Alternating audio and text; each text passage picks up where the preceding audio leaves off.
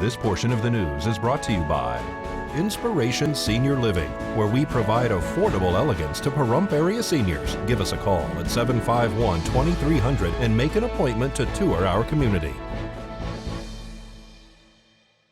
Emphysema is a lung disease that makes breathing very difficult.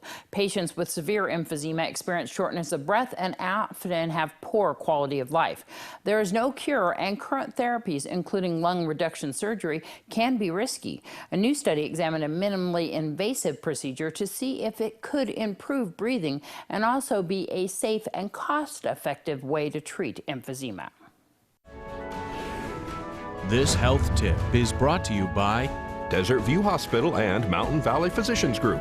Don't put your health on hold. We have time for you. Call us to schedule your appointment. 775-751-7100.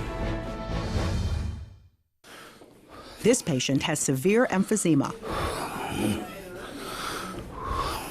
Emphysema is characterized by destruction of the lung. Air becomes trapped in the spaces created by the damaged lung tissue. Too much air, in fact, in the lung. It's very difficult for the patient to breathe. Dr. Gaëtan Deslay from the University of Reims in France and co-authors investigated a new procedure, permanently placing several coils like this into the lung. They help to induce the recoil of the lung, which is impaired in severe emphysema. And it improves the elasticity of the lung. The study included 100 patients from 10 centers across France. 50 patients had an average of 10 coils placed in their lungs, and the other 50 received standard medical treatment. Both groups were followed closely and assessed at 6 and 12 months. They participated in a 6-minute walk test to see if their breathing had improved, allowing them to walk farther. Coil treatment improved exercise test after 6 months. 36% of the patients treated by coil treatment had an improvement of at least 54 meters or 177 feet in the 6-minute walk test, compared to only 18% in the control group. There was a significant improvement of quality of life at 6 and 12 months in the group treated by coil treatment. Coil placement was safe, but quite expensive in the short term. We need the data after 3 and 5 years of follow-up to get final information about the cost and cost effectiveness of this new technology. Catherine Dolf, The JAMA Report. Thanks so much, Catherine. Study authors say the patients who did not receive the coil treatment in this study will be offered the coil treatment going forward. The amount of man-made heat energy absorbed by the seas has doubled since 1997. Scientists have long known that more than 90% of the heat energy from man-made global warming goes into the world's oceans instead of the ground. And they've seen ocean heat content rise in recent years.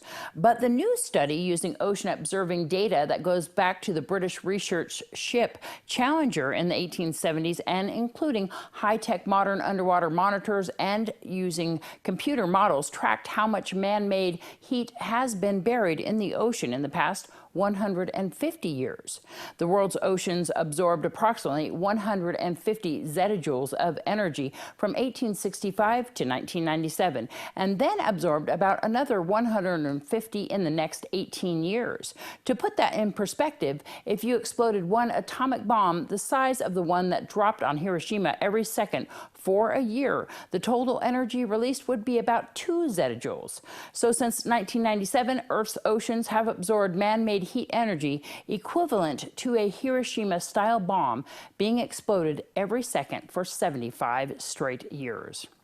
We caught up with Alan Parker from the Small Business Administration to find out about their programs which help locals.